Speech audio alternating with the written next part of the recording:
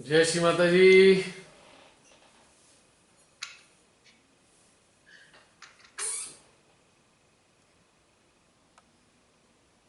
जसलीन, मेरी आवाज आ रही है? Can you hear my voice?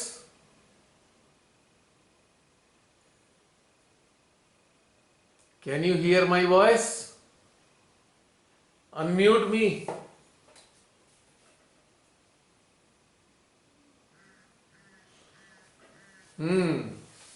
अब आ रही है?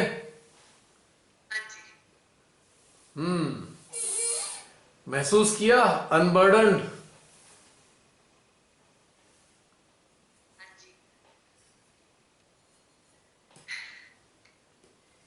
बस जितना कर्तव्य निभाना है निभा लेंगे, और बाकी क्या पूरा ठेका थोड़ी ले रखा है पूरे संसार का, खास तौर से उन लोगों का जो नरक में जाना चाहते हैं।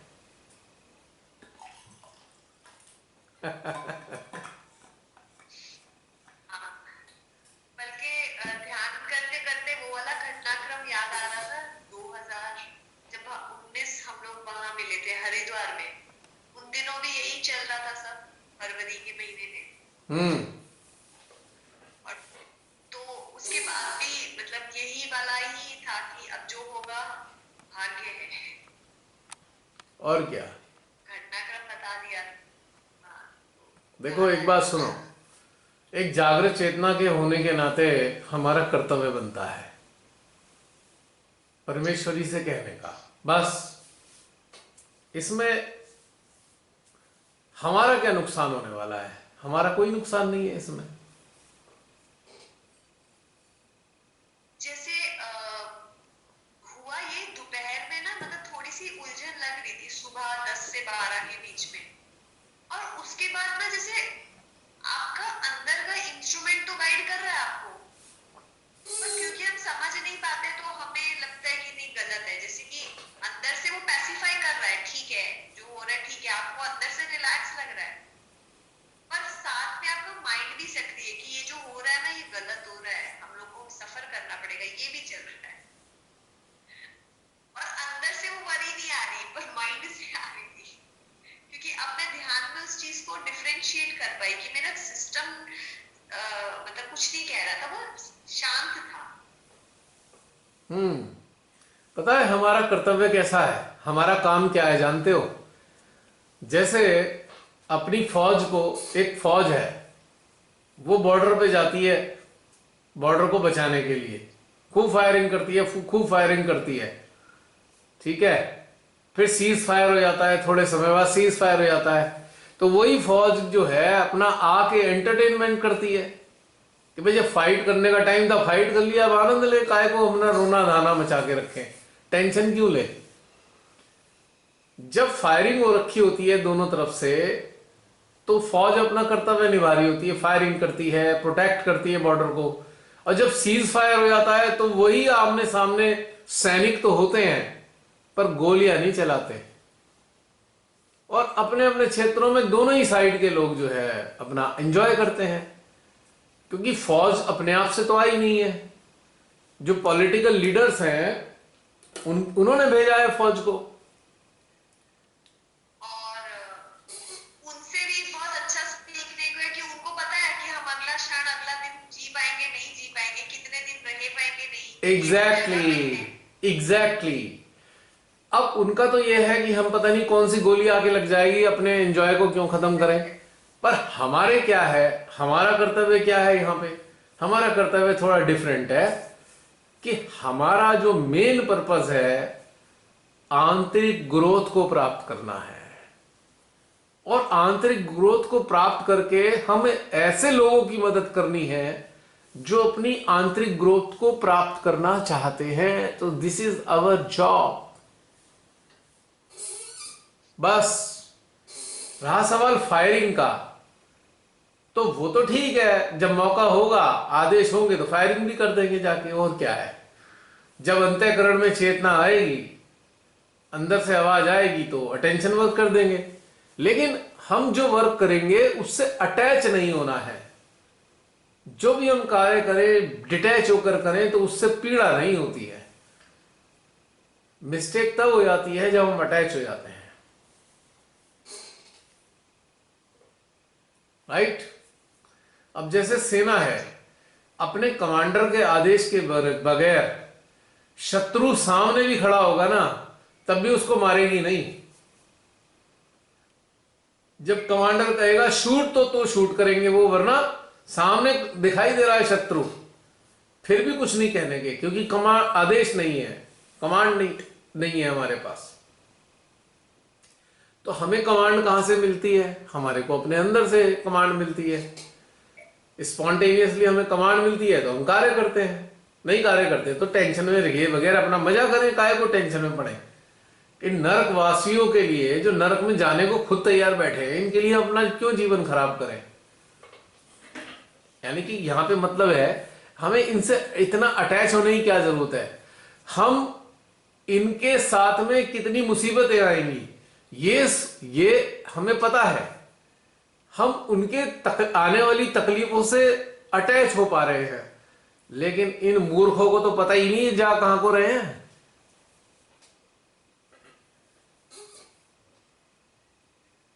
आप सोचो, आज के समय में, अब देखो हमारे यहां भी अभी ढोल नगाड़े बज रहे थे, खूब ढोल नगाड़े बजा रही थी जनता, और मुझे हंसी आ रही है। अरे तुम्हारी तो खाल उतरने जा रहे हैं ये, तुम्हें क्यों मजा कर रहे हो अपनी खाल उतरवाने का? आने वाले टाइम में ये सत्ताधारी तुम्हारी खाल उतार लेंगे, तो उसका भी खुशी मना रहे हैं। बताओ, अफसोस की बात यह है, क्योंकि इन्हें मालूम ही नहीं है ये खुशी का विषय है या अफसोस का विषय है। क्यों? सही बात है, ये भी वो है ना इंटरेस्टिंग बात। हाँ, इनका मन सोच रहा है कि अच्छा हो गया, पर इनकी चेतना को मतलब अब यहां पे मिठाई भी बांटी होगी आज, इन्होंने इतना शोर मचा रहे थे, मिठाई भी बांट दी होगी। लेकिन भाई, बिल्कुल। ये तो वही बात हो गई कि बेगाने की शादी में अब्दुल्ला दीवाना। अरे मजा आया है नेताओं का जो जीते हैं, और एक खुशी से नाच रहे हैं। किस बात का? तुम्हारी तो कटाई होगी, और तुम्हारे ही धन को तो ये लूटेंगे नेता। अरे खुश हो रहे हैं, बताओ, इससे ज्यादा अज्ञानता की बात क्या हो सकती है। अब हम लोग जानते हैं जो वर्तमान में स्थिति है, सत्ता है, वो एक एक यहां का जो रहने वाला है उसको धीरे धीरे गरीब कर देगी। आज की तारीख में डेटा है आप सबके पास, खुद ही सत्ताधारी शहंशाह आला बोलते हैं कि 80 करोड़ गरीब हैं जिन्हें 5 किलो राशन दिया है हमने। 80 करोड़ गरीब। तो जरा जो भक्त गण हैं इन महान आत्माओं के, जरा विवेक से चिंतन करें कि 7 साल पहले, 8 साल पहले जब ये सत्ता इन्हें मिली थी, तो कितने करोड़ गरीब थे। आज दुगने से भी ज्यादा गरीब हो गए हैं पहले के मुकाबले। तो गरीब कैसे हुए? क्योंकि सत्ता ने सब कुछ छीन लिया उनका, उन पे रोटी खाने को नहीं है, और उनको नाम दिया गया लाभार्थी। लाभार्थी कौन है? इनके हिसाब से जो इनके वोट हैं। यानी कि जैसे 4 रोटी खाकर पेट भरना है, उसे 1 रोटी डाल दो तो 3 रोटी के कारण भूखा वो रहेगा, और हमेशा आस लगी रहेगी कि अब ये रोटी दे दे हमें। यानी कि अपने पांव पे खड़ा नहीं होने का, भिखारी बन जाएगा। तो हमारे देश में बहुत बड़ी संख्या में भिखारी बनाने की साजिश रची गई,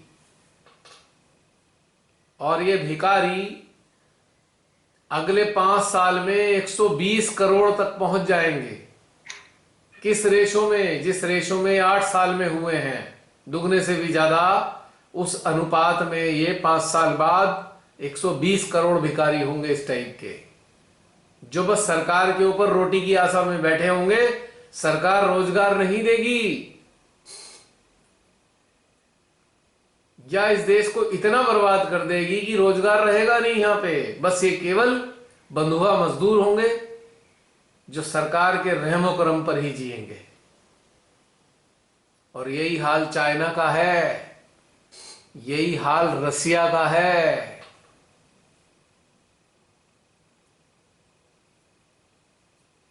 समझ लो। और लगभग पूरा का पूरा यूरोप, जो आम मध्य वर्गीय यूरोपियन है, वो पूरी तरह आश्रित है। एक बार सरकार की व्यवस्था बिगड़े और रोटी से भी मोहताज हो जाएंगे बहुत सारे छोटे छोटे यूरोपियन कंट्री। कुछ बड़े कंट्रीज की बात नहीं कर रहा जो बहुत अमीर है। तो आज का सिनारियो क्या है?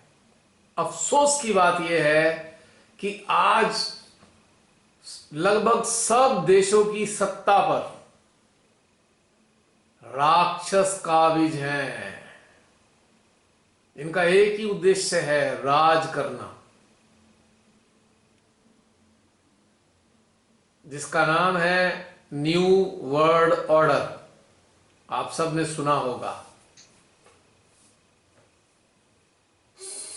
यानी कि देशों के, अपने अपने देशों के नागरिकों को इस हद तक गरीब कर दो कि वो गुलाम बन जाएं और उनके श्रम से खुद धन्ना सेठ बनकर राजाओं की तरह जीवन जियो। वो श्रम करें और हम मौज करें। ये कॉन्सेप्ट है वर्तमान का। तो ये जब समझ में आया तो थोड़ी अंदर पीड़ा हुई। तो प्रयास रहा भाई अटेंशन वर्क करें। ठीक है, करा, कर्तव्य समझकर किया, कोई बात नहीं। अब परेशानी क्या है कि आप जिनके लिए करुणामयी होकर परमात्मा से प्रार्थना कर रहे हैं, यदि उनकी शुद्ध इच्छा ही गुलाम बनने की है तो आप क्या कर सकते हैं? अब जैसे रशिया के बहुत सारे नागरिक अपने राष्ट्रपति को सोच रहे हैं कि वो बहुत महान कार्य कर रहा है। अब ये बताओ, ऐसे नागरिकों का होगा क्या आने वाले टाइम में? क्या प्रकृति, गण, देवता ऐसे लोगों को सजा नहीं देंगे?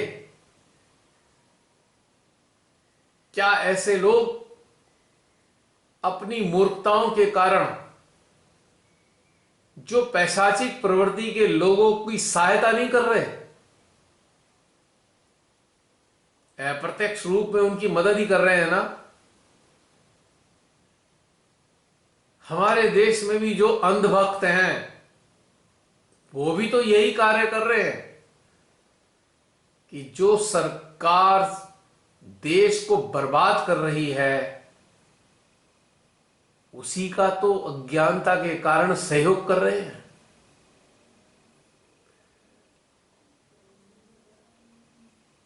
उत्तर प्रदेश में लगभग 90% से ज्यादा चीटिंग हुई है। हर स्तर पर चीटिंग हुई है। और चीटिंग कराने में कौन लोग शामिल हैं जानते हो?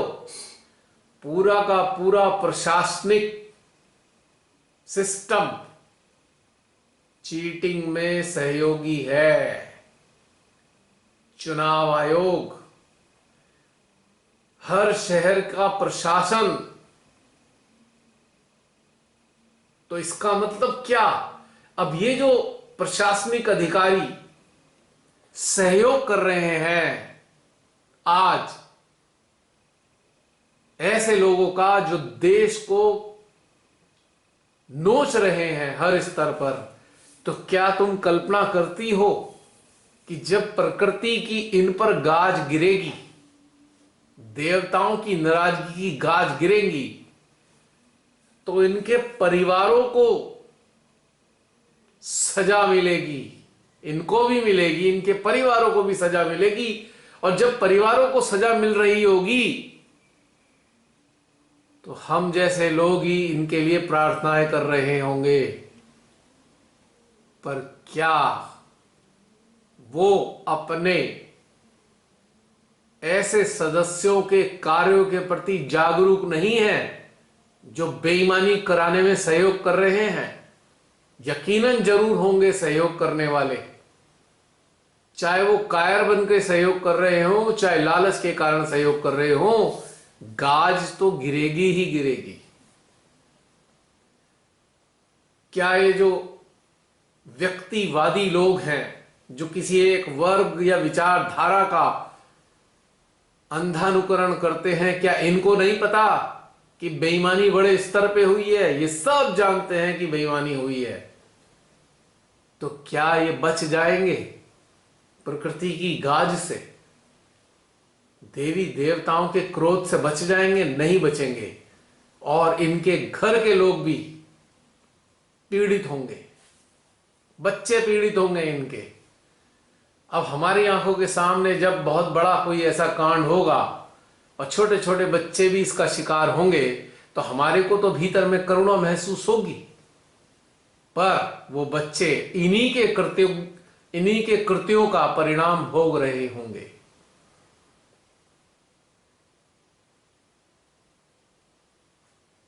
पिछले 2 महीने से जो भी लोग जागरूक होकर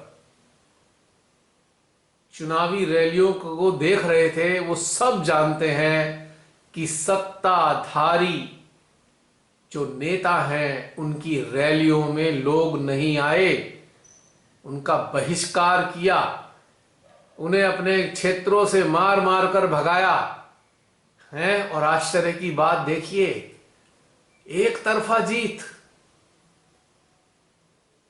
जरा विवेकशीलता से विचारने की जरूरत है। देखो, हम जैसे लोग तो किसी पार्टी के फॉलोअर नहीं हैं, हम जैसे लोग तो केवल अपने देश के फॉलोअर हैं, देश के हित की ही कामना करते हैं हर हाल में। पर ये सब हम तो देख ही रहे हैं ना, तो कोई चमत्कार हो गया अचानक से? बात यह नहीं है कि कौन जीतता है और कौन हारता है, बात यह है कि कौन कैसे जीतता है और कैसे हारता है। ये हार जो है ना, ये इस हमारे देश में अनेकों प्रकार के नरकों को उत्पन्न कर देगी।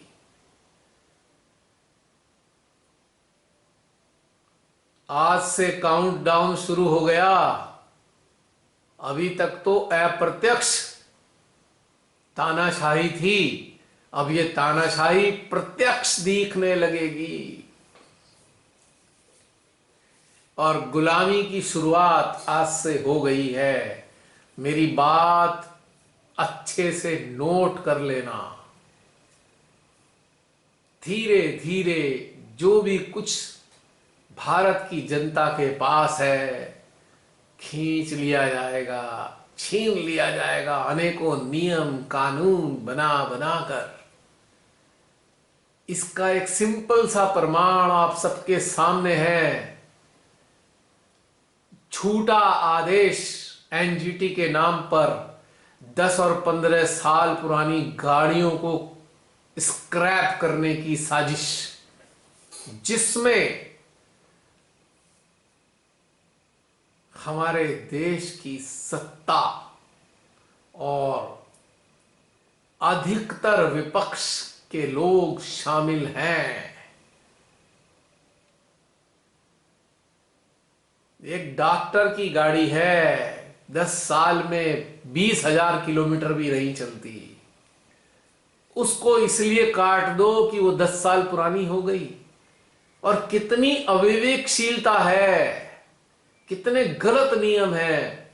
जब पॉल्यूशन का सर्टिफिकेट आपकी गाड़ी को ये बता रहा है कि ये गाड़ी पॉल्यूशन नहीं करती, तो फिर कैसे स्क्रैप हो सकती है? लेकिन नहीं, तानाशाही है, आपको कटवानी ही पड़ेगी गाड़ी।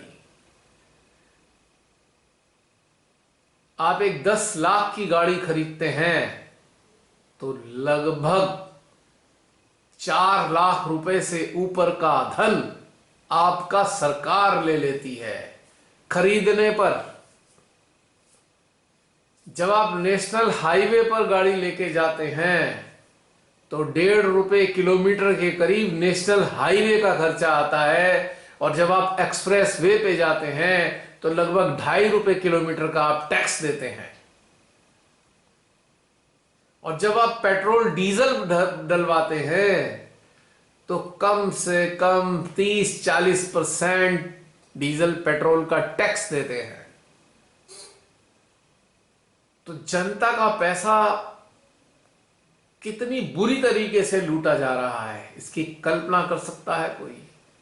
क्योंकि अज्ञानता छाई है, कोई नहीं जानता कि हमारे देश में क्या हो रहा है। कुछ ही लोग जानते हैं, वो बेचारे छोटे छोटे चैनलों से आवाज उठाते हैं, लेकिन चूंकि संख्या बहुत कम है और अंधभक्ति में कुछ ज्यादा ही दम है। समझ रहे हो? तो बताओ, वाली बात से अब जो लोग आवाज भी नहीं उठाते, मैं कह रहा हूं आपको धरना प्रदर्शन मत करो, एक सोशल मीडिया पे एक नोट ही लिख दो अत्याचार के खिलाफ, अंधाधुंध टैक्स के खिलाफ, लेकिन कायरों की तरह नहीं लिखेंगे, डरेंगे। अब जो कायर हो गए, जानते हुए भी कि अपराध कर रही है सत्ता, फिर भी नहीं बोल रहे, तो बताओ ऐसे लोगों को सजा मिलेगी कि नहीं मिलेगी?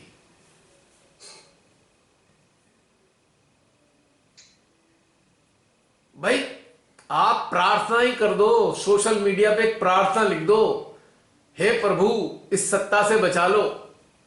बस प्रार्थना तो लिख दो कम से कम, लेकिन वो भी नहीं लिखेंगे तो क्या होगा? जरा कल्पना करो क्या होगा। होगा ये कि जो महादुष्ट लोग हैं, जो सत्ताधारी हैं या बड़े बड़े पदों पर बैठे हुए हैं, चाहे वो विपक्ष के क्यों ना हो, ना विरोध करने वाले, चुप रहने वाले, सहयोग करने वाले, प्रकृति और गण देवता रुद्रों के निशाने पे आ जाएंगे और बड़ी बेरहम सजा मिलेंगी। सोच नहीं सकते आप, देखते जाओ। पर हमारा जो कर्तव्य है परमेश्वरी से प्रार्थना करने का, हमें करना होगा। अगर विपक्ष जीत जाता तो भी हमें कोई लड्डू नहीं मिलने थे, तब भी हमारा यह कर्तव्य रहता कि कहीं विपक्ष जीत कर वही काम ना करना शुरू कर दे जो सत्ताधारी कर रहे हैं। हमें कुछ धन नहीं मिलता, पर हमारा विरोध न पक्ष का है ना विपक्ष का है, हमारा विरोध है भारत के खिलाफ। जो भी कर रहा है इस देश के सीधे सच्चे नागरिकों के खिलाफ, जो भी गलत कार्य कर रहा है, उसके प्रति अपनी आवाज को मुखर करना, प्रार्थना करना, अटेंशन वर्क करना, this is our duty and this will be forever. हमेशा ड्यूटी रहेगी। पर इस कर्तव्यों को निभाते हुए सैड नहीं होने का, अभी जो बोला ना मैंने, सैनिक बनकर बॉर्डर पे रहने का, देश की रक्षा करने का, लेकिन आनंद भी उठाने का। ये नहीं कि बस दुखी होए गए, हाय वो शत्रु बैठा है अब इसका क्या करें, या फायरिंग का आदेश आएगा तो फायरिंग कर देंगे, क्या करना है हमें। पर जरा सोचो, ऐसे कायरों का, जानबूझकर जानते हुए चुप रहने वालों का, ऐसे दुष्टों का, लुटेरों का साथ देने वाले लोगों का के लिए क्या आप प्रार्थना कर सकते हो? बताओ ईमानदारी से, कर सकते हो? नहीं। तो बस प्रार्थना केवल भोले भाले ईमानदार सच्चे लोगों के लिए ही होनी चाहिए।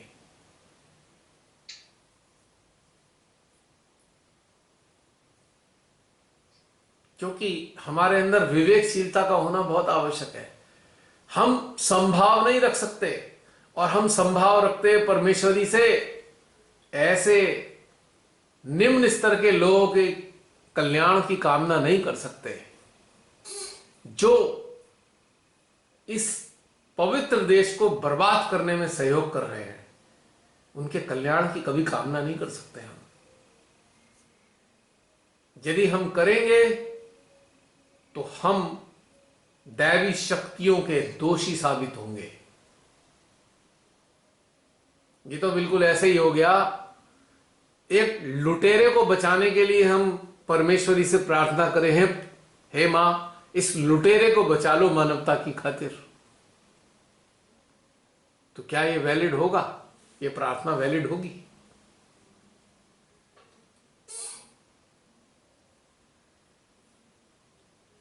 Be aware and decide the target. That's why external awareness should be there.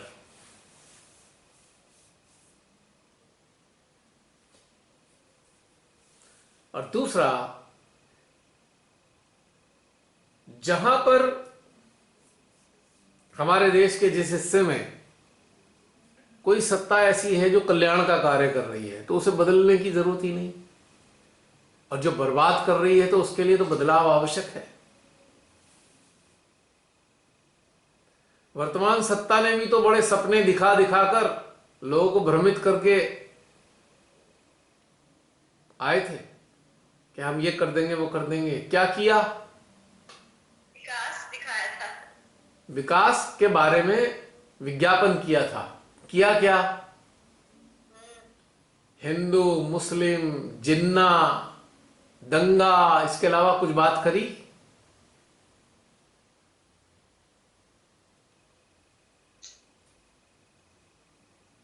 और आश्चर्य है कि जो लोग देश के कल्याण की बातों में इंटरेस्ट नहीं लेते, जो इन्हीं बातों का सहयोग करते हैं, तो भाई उन पे तो आने वाला समय भारत के अंदर ऐसा होने वाला है, इन्हें बचाया नहीं जा सकता। याद आएंगी मेरी बातें।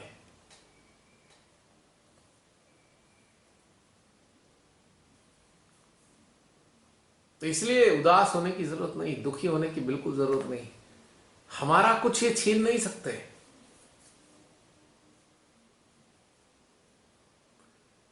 हमारी देखरेख की जिम्मेदारी परमेश्वरी की स्वयं है, लेकिन हमको अच्छे लोगों के लिए प्रार्थना करनी है। अब एक बात बताओ, आप सब लोग यहां पर मौजूद हैं वर्तमान में, अपने चारों तरफ जब से आप लोगों ने होश संभाला है अब तक आपको अपनी जिंदगी में कितने ईमानदार लोग मिले हैं? कितने लोग हैं ईमानदार? बताओ। उंगलियों पे भी नहीं गिन पाएंगे। राइट? जो यहां पे ईमानदारी हमें दिखती ही नहीं किसी की भी। छोटा व्यापारी है वो छोटी चोरी कर रहा है, बड़ी व्यापारी है बड़ी चोरी कर रहा है, छोटा अफसर है चपरासी है वो अलग रिश्वत ले रहा है, बड़ा अफसर अलग रिश्वत ले रहा है, नेता है वो अलग लूट रहा है। यानी कि चारों तरफ देखो, चारों तरफ बेईमानी फैली हुई है। ईमानदारी से देखो आप जरा चारों तरफ। बेईमानी एक तो और आचरण भी तो हमारा वैसे ही बेईमान हो गया ना। बोलो कुछ, करो कुछ, शो ऑफ करो, काम दिखाओ, काम कर, ग्राउंड लेवल पे मत करो। आचरण भी तो शो ऑफ है। और दूसरी चीज, पैसे ले सकते हैं, वहां पैसे ले रहे हैं। दूसरी चीज, एक लड़का एक लड़के की घरवाले शादी करना चाहते हैं, किससे शादी करना चाहते हैं?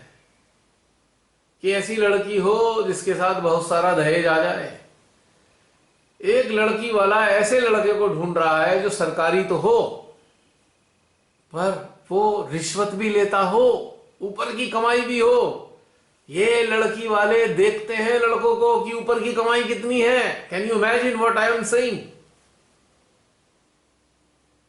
तो जो लड़की वाले सरकारी नौकर को ढूंढ रहे हैं और ये मान के चल रहे हैं कि भाई जो सरकारी नौकरी में तनख्वाह मिलती है वो तो है ही, ऊपर की कमाई भी होनी चाहिए। तो सोचो वो अपनी लड़की को किस जगह झोंक रहे हैं। जो माँ बाप ये कहकर अपनी हैसियत से ज्यादा दहेज इकट्ठा कर कर दे रहे हैं कि भाई लड़के वाले की डिमांड है, तो क्या उनको ये समझ नहीं आ रहा कि वो लड़की की शादी नहीं कर रहे, वो लड़की को बेच रहे हैं। और फिर भी उसे लड़की वाले ये खुश है कि हमने जी 20 लाख 50 लाख 1 करोड़ रुपए की शादी करी, क्योंकि उनकी डिमांड थी। जब ये चेतना का इतना निम्न स्तर है तो सोचो ऐसे लोगों के लिए आप कैसे प्रार्थना कर सकते हो जिनके ऊपर प्रकृति की गाज गिरनी ही गिरनी है।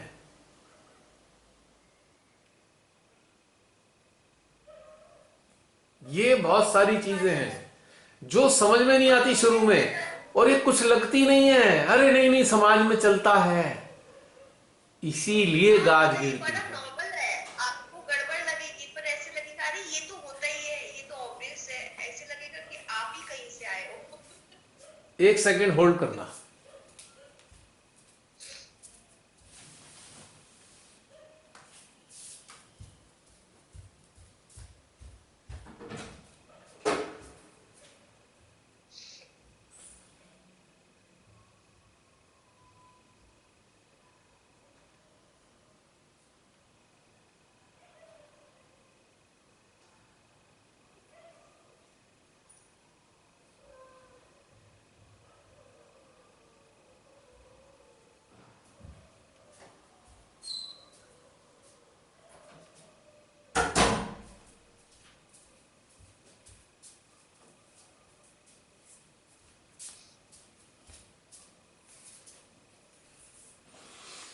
तो अब जरा सोचो कि सजा मिलेगी कि नहीं मिलेगी। मैं तो छोटी छोटी उदाहरण दे रहा हूं। ये कुछ लोग हैं अच्छे खासे पैसे वाले हैं, फैक्ट्री चलाते हैं, बिजली की चोरी कर रहे हैं, मीटर में हेरा फेरी कर रखी है। क्या वो इनोसेंट हैं?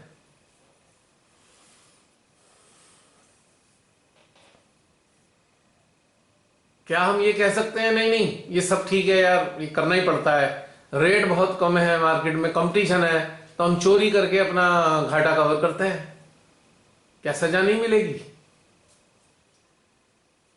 तो ऐसे लोगों को सजा कौन देंगे? ऐसे ही नेता ऐसे नियम बनाएंगे कि आपकी खाल उतार लेंगे।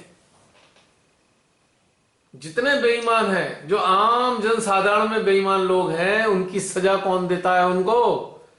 यही नेता लोग, यही लुच्चे नेता उनको सजा देते हैं, लूटते हैं उनका सब कुछ।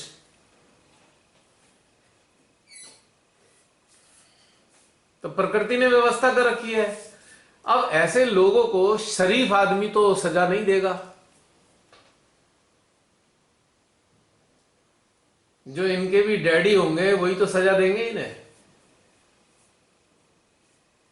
हाँ, मैंने अपने नेट में 2 एक इंसिडेंट देखे जो दूसरों का पैसा खसोटते हैं, अपने एम्प्लॉइज का, वर्कर्स का, फिर उनका कैसे गवर्नमेंट कोई करोड़ों में घुस जाती है, कई ऐसे केस में फंस जाते हैं जिसमें उनको देना पड़ जाता है। तुम्हारा उदाहरण सामने है। तो हाँ, देखा मैंने। ये सारी बातें करने का मेरा मतलब ये था, हमें प्रार्थना तो करनी है लोगों के लिए, लेकिन किन लोगों के लिए?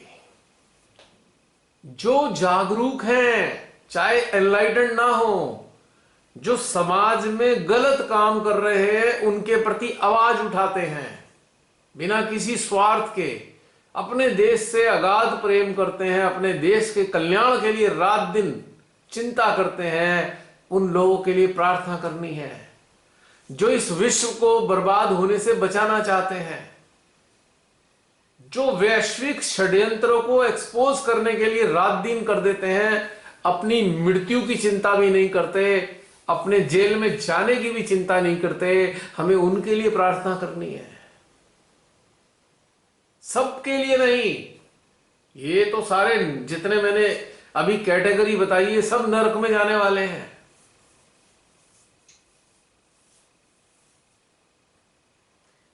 जो आताताई हैं उनके लिए हम क्या प्रार्थना कर सकते हैं?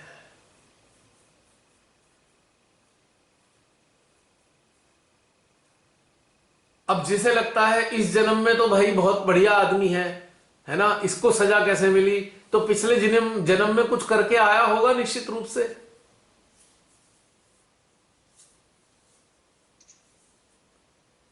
आज बड़ी पीड़ा होती है, ये सब देखते हैं, पर घटनाक्रम तो प्रकृति के पास नोटेड है ना। हमारे हर जन्म में किए गए कार्य का डेटा प्रकृति के पास मौजूद है। प्रकृति तो हमें हमारे पहले जन्म से आज तक देखती आ रही है कि हम क्या करते आ रहे हैं लगातार।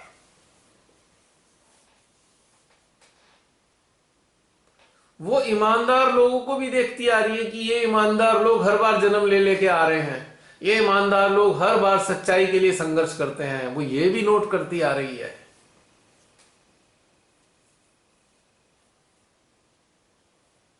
कौन लोग घृणा करते रहे, लुटेरे बने, और कौन लोग प्रेम करते रहे, वो ये भी नोट कर रही है। तो सजा का प्रावधान तो उसके पास है।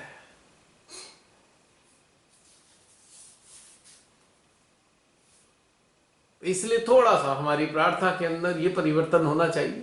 तुमने कई बार देखा होगा, जब भी मैंने पोस्ट लिखी है कोई प्रार्थना की, उसमें मेंशन्ड है इनोसेंट, अच्छे, देश की रक्षा करने वाले, देश प्रेमी लोगों के लिए मां प्रार्थना करते हैं, नॉट फॉर एवरीवन।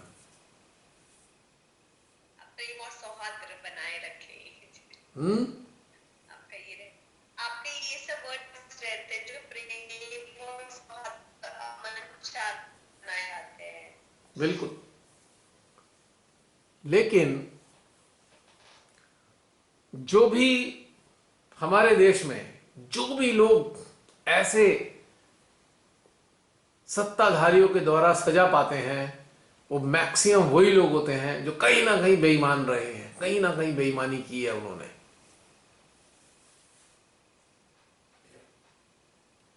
नहीं, और जो सच्चे लोग हैं ना, जागृत लोग हैं ना, अगर उनका ये कुछ लूट भी लेते हैं ना, ये ऐसे लोग लूट भी लेते हैं, तो हैरानी होती होगी देखकर कि प्रकृति परमात्मा उसको कंपनसेट करते रहते हैं लगातार, उसको बिल्कुल रसातल में नहीं जाने देते, सेव करते हैं। अगर ऐसे दुष्ट लोगों ने 10 रुपए लूटे तो 50 देते हैं। यह भी एक इंटरेस्टिंग बात है।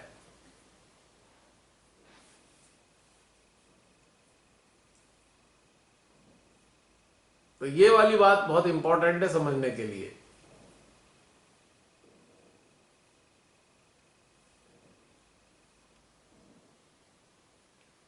कहते हैं ना, गेहूं के साथ घुन भी पिसता है। और घुन पिसता क्यों है? क्योंकि वो गेहूं को नष्ट करने के लिए लगा था, इसलिए उसे भी पिस करना पड़ा। उसने अपराध किया कि तूने गेहूं को नष्ट करना चाहा, तो अब तू भी पिस। समझ लो बात। लोग गेहूं के साथ घुन के पिसने की उदाहरण तो दे देते हैं, पर इस गूढ़ रहस्य को नहीं समझते कि गुन ने अपराध किया था।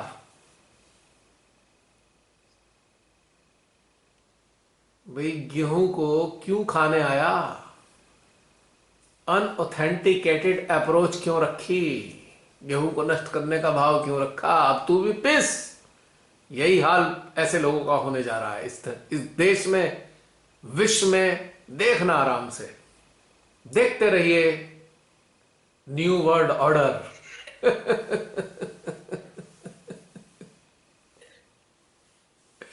चलो, मैंने तो अपनी बात कह दी। आज तो बहुत से लोग, हमारे साथी लोग उदास हो गए। आप लोग ही नहीं, बहुत सारे और भी उदास हुए हैं जो बहुत कोशिश कर रहे थे इन महादुष्टों से बचाने की जनता को। तो और जो 6-7 महीने बाद ये देखने वाले हैं, और जो आज उदास हुए हैं घटनाक्रम को देख के, उनको बहुत पीड़ा हुई है, जो आने वाले समय में ये जब सुन रहे होंगे तो उनके दिलों को बड़ी राहत सी मिलने वाली है। ये गूढ़ तथ्य समझ में आएंगे, सूक्ष्मताएं समझ में आएंगी, तो फिर उदासी नहीं होगी। 1 मिनट होल्ड करना। दिखा रहा था 0। ये समझ में आ गई बात, तो इसलिए चिंता नहीं करने का, उदास भी नहीं होने का। साक्षी भाव में जैसे भोलेनाथ जी ना बस ध्यान में मगन रहते हैं, देखते सब कुछ है, कोई प्रतिक्रिया नहीं करते। 1 मिनट, एक चीज और कहना चाहता हूं। अगर हम लोगों ने बारीकी से सत्य और असत्य को समझा है, वो समझ हमारे हृदय में मौजूद है, तो हृदय में मौजूद होने का मतलब क्या है? ये सूचना परमेश्वरी तक ऑटोमेटिकली चली गई है। अगर किसी ने अन्याय किया है और हमने उसको एक्नॉलेज किया है, तो उस अन्याय को एक्नॉलेज करते ही इस अन्याय की सूचना डायरेक्ट परमेश्वरी तक चली गई है, यानी कि श्री महादेव तक चली गई है। जागरूकता इसीलिए जरूरी है कि उनकी इस रचना में कोई अन्याय कर रहा है, अत्याचार कर रहा है, तो हम उसको अच्छे से जागरूकता के साथ जान सकते हैं। आम आदमी इस चीज को नहीं समझ सकता। केवल एनलाइटेंड सोल ही इस बात को समझ सकते हैं कि ये अपराध है, ये पाप है, ये लूट है, ये धोखा है, ये छल है। आम आदमियों का तो हाल देख तो रो, भांगड़ा कर रहे हैं म्यूजिक पर और मिठाइयां बांट रहे हैं। तो ये जो एक्नॉलेजमेंट है कि ये गलत हो रहा है, इस चीज का जो एक्नॉलेजमेंट हमारी चेतना में आता है, और इस सीधा हमारी चेतना से डायरेक्ट श्री महादेव तक जाता है। हम प्रार्थना करें या ना करें, ये बात अच्छे से समझ लो। एक्नॉलेज करने का मतलब यही है कि ये एसएमएस चला गया, वहां तक एसएमएस गया, उनके डिस्क्रिप्शन में बात भेज दी हमने। अब निर्णय उनका होगा, अब उनका मूड है वो कब निर्णय लेंगे। और जानते हो, जब ऐसे मैसेजेस का ढेर उनके तक यहां तक लग जाता है, तो फिर अपना वो डमरू उठाकर तांडव करते हैं। उससे पहले, तांडव करने से पहले अपने रुद्रों को काम पे लगाते हैं। कहते हैं जाओ जरा अकल ठिकाने के लगा के आओ, और जब उनके रुद्रों से बात नहीं बनती तो फिर उनका तांडव होता है। फिर धरती कांपती है, फिर विनाश होता है आताताइयों का। और अपनी जटा से एक बाल फेंककर भयानक शक्ति को उत्पन्न करते हैं, जो यहां पर न्याय की स्थापना करती है, विनाश करती है ऐसे लोगों का, निश्चित रूप से। और ये आदि काल से होता आ रहा है। और आज विश्व, मानव जाति आज उसी कगार पर है, विनाश के। कोई आश्चर्य की बात नहीं अगर परमाणु युद्ध छिड़ जाए आज की तारीख में, कोई आश्चर्य की बात नहीं। आखिर इन बेईमानों को बचाओगे जो एक दूसरे का गला काटने को बैठे हुए हैं, एक दूसरे को नीचे गिराने में लगे हुए हैं, उनको बचाएंगे क्या वो? ऐसे ही विनाश के जरिए सजा मिलती है। और वर्तमान में उन कार्यों की भी सजा मिलती है इस महाविनाश के जरिए। जो पूर्व जन्मों में हम करके आए हुए होते हैं, जो क्षमीय अपराध नहीं है। हमने ऐसे अपराध किए जो क्षमा योग्य नहीं है और हमारा जीवन समाप्त हो गया, तो ये अपराधों का पूरा रिकॉर्ड वर्तमान में हमारे साथ आता है। वर्तमान में हम भले ही कितने इनोसेंट हों, दिखाई देते हों, लेकिन हमें सजा मिलती है। ये वो प्रकृति का रहस्य है जो केवल जागरूक होने पे ही समझ में आता है। और हम कहते हैं केदारनाथ में लोग 50,000 मारे गए, बहुत सारे इनोसेंट भी लगते थे, पर क्या वो हैं इनोसेंट? क्या हम जानते हैं एक्चुअल में प्रकृति की निगाह में वो इनोसेंट हैं या नहीं? युद्ध होते हैं, बहुत सारे निर्दोष लोग मारे जाते हैं युद्धों में, हम कहते हैं इनोसेंट लोग मारे गए। क्या हम जानते हैं कि विराट के सिस्टम में वो इनोसेंट थे या नहीं?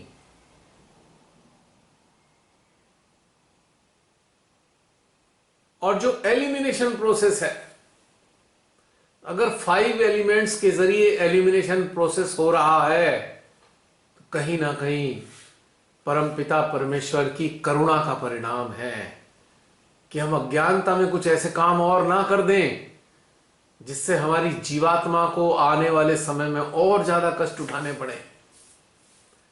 जन्म जन्मांतर तक हमारी जीवात्मा बिना देह के भटकती फिरे, बिना बात के नरकों को देखे, तो क्या करते हैं? करुणा उनकी होती है, वो एलिमिनेट कर देते हैं हमारा वो जीवन जिसमें हम अज्ञानता की पराकाष्ठा के साथ जुड़े होते हैं, पूरी तरह अनअवेयर होते हैं।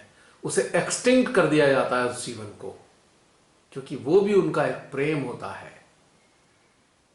यदि हमारे कर्म अच्छे होते हैं तो हमें ऐसे स्थानों पर जन्म दिया जाता है जहां पर हमें सद्मार्ग की प्राप्ति हो जाए। तो ये रहस्य है। कुछ पल्ले पड़ा जसलीन? हाँ जी, आ रहा है समझ। उम्मीद करता हूं अब कोई दुख सुख जैसी चीज महसूस नहीं होगी।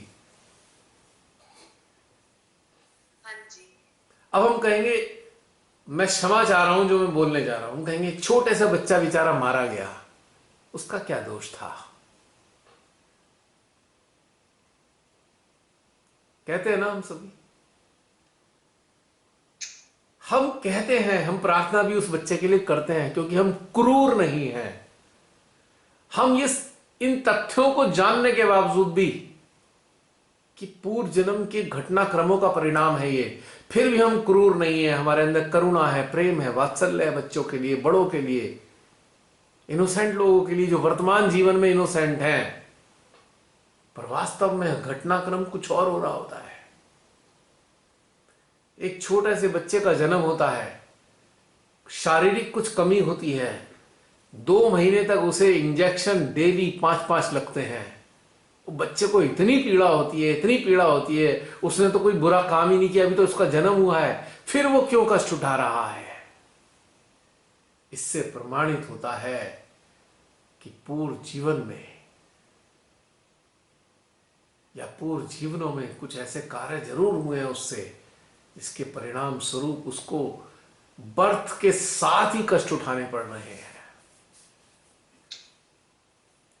याद करो श्रीमाता जी का कोई लेक्चर, ऐसा लेक्चर जिसमें श्रीमाता जी ने कहा, बड़े सीरियस होकर श्रीमाता जी ने बोला था, मैं आप सबके दुख से पीड़ित हो जाती हूं, पर आपसे कुछ ऐसे कार्य हुए हैं जो परमात्मा के खिलाफ थे, पर मैं सब ठीक कर दूंगी, क्योंकि वर्तमान में हम उनके शरणागत हैं। याद आया? तो आखिर परमात्मा प्रकृति के खिलाफ कौन से कार्य थे? वो यही कार्य थे कि हमने मानवता को चोट पहुंचाई, हमने उनकी बेस्ट रचना को छला, चीट किया, हमने अपने लोभ के कारण परमात्मा की बेस्ट रचना की हत्या तक कर दी आउट ऑफ क्रीड। और हम भूल गए और हम जन्म लेके आ गए, इस जन्म में बहुत अच्छे हैं हम, पर नहीं, पूर्व का पाप हम साथ लेके आ रहे हैं और इस जीवन में हम उसकी सजा पा रहे होते हैं। कहीं ना कहीं सजा मिलती है क्योंकि हम नहीं जानते।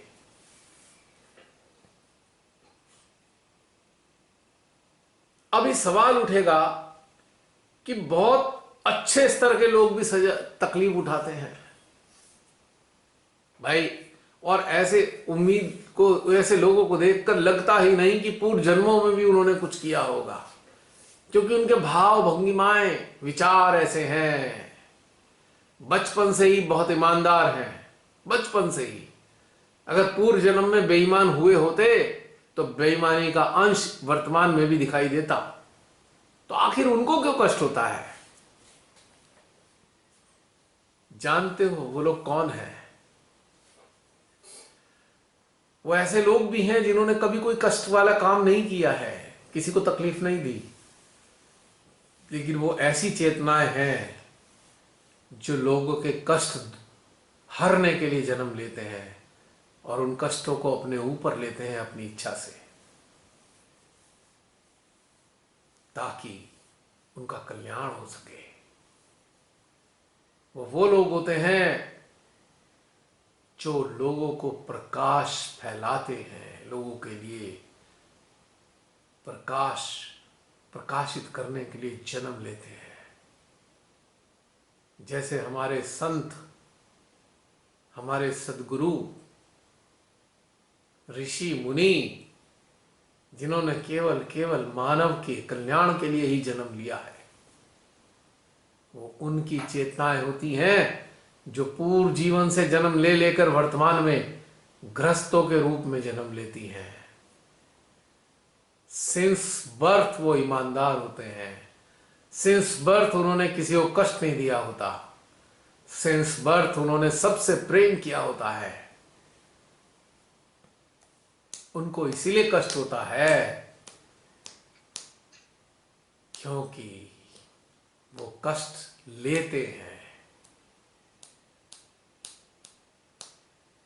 उनके पूर्व जन्मों के कर्मों के परिणाम स्वरूप कष्ट नहीं मिलता, वो कष्ट लेने के लिए जन्म लेते हैं।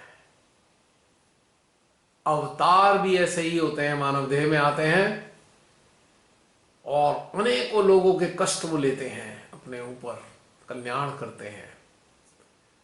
सर्वसाधारण मानव भी ऊंचे दर्जे के होते हैं जो कष्ट दूर करने के लिए जन्म लेते हैं। भरा पड़ा है इतिहास ऐसे लोगों से हमारे भारत का। तो ये इसका प्रश्न का उत्तर है, जो संभावित प्रश्न तैयार हो रहा था एक।